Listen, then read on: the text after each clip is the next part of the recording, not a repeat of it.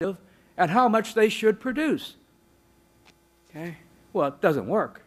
You're penalizing the productive, giving to the non-productive.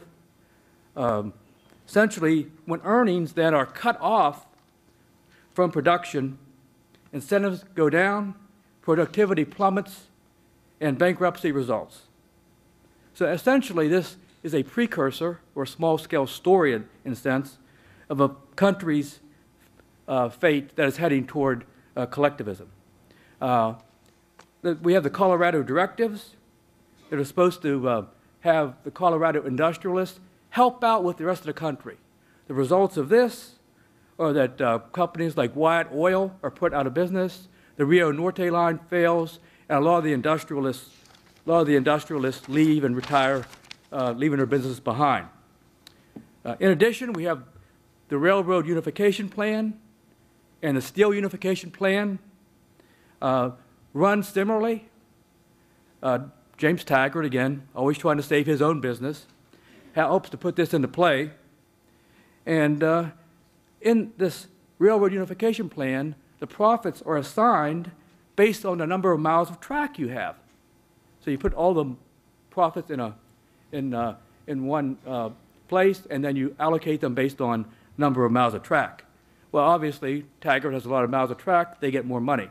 The same thing they tried with Hank Rearden, which he has with respect to the number of furnaces in the Steel Unification Plan. Boyle, his competitor, has a lot of idle furnaces, so he's going to get a lot of money. And on the other hand, Rearden does not have that many furnaces, but they're immensely productive. His money is going to be reallocated to Boyle. 2 more minutes. That's perfect. Exactly. No, seriously. Directive 10-289. That's it. That's the knockout punch to the economic freedom as much as we might have in Atlas Shrugged. It's supposed to stop the decline in the company by freezing everything. That's what we need, a static economy, right? Okay. So, to finish up here, to compare with, the antithesis of this would be Galt's Gulch, Mulligan's Valley, Atlantis, whatever you want to call it.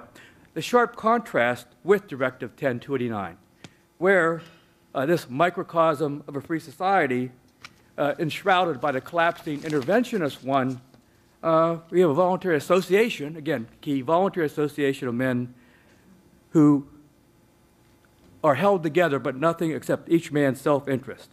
So, to summarize and recap here, conclude, Atlas Shrugged does have a great deal of economic content. It explains the proper principles and workings of a free market system. As a lesson in economics, it illustrates the necessity to look at both the immediate and long-term, direct and indirect, and intended and unintended consequences of any kind of government action or policy. Rand, on a positive side, explains that the mind is the source of well-being, and the mind must be free to invent and produce new products and services. Atlas Shrugged illustrates that when we have government intervention, it will discourage innovation, discourage risk-taking, and will obstruct the process of wealth creation.